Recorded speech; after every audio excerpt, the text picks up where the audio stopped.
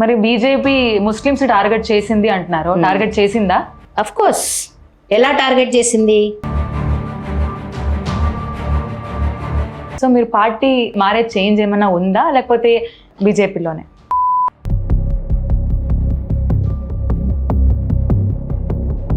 So ఇప్పుడు హైడ్రా డిమోలిషన్స్ జరుగుతున్నాయి. చాలా మంది పేద ప్రజల మీద కాన్సన్ట్రేట్ చేస్తున్నారు కానీ పొలిటికల్ ఇన్ఫ్లుయెన్స్ ఉన్న వాళ్ళ మీద అంత కాన్సన్ట్రేట్ చేయట్లేదు, ఫోకస్ చేయట్లేదు అనుకుంటున్నారు. దీన్ని మీరు సమర్థిస్తారా? మిమ్మల్ని జస్ట్ అలా ఉంచి మొత్తం మిగిలిందంతా ఆయనే చేస్తున్నారు అంటున్నారు. చైర్ మీది, పొజిషన్ మాత్రం ఆయనది అంటున్నారు. దాని గురించి మీరు ఏం చెప్తారు?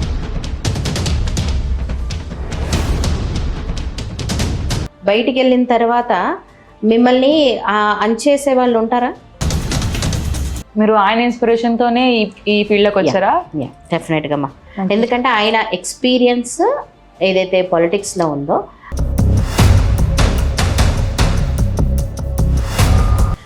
ఈ 5 years లో మీరు కార్పొరేట్ అయిన తర్వాత సో ఇంతకు ముందు ఉన్న చేంజెస్ కాకుండా కొత్తగా ఇప్పుడు వచ్చిన మార్పులు ఏమన్నా మీరు చూసారా? పాత గతంలో కార్పొరేటర్ ఏం చేసిందో లేకపోతే గతంలో ఉన్న గవర్నమెంట్ ఏం చేసిందో ఐఎమ్ నాట్ బాదర్డ్.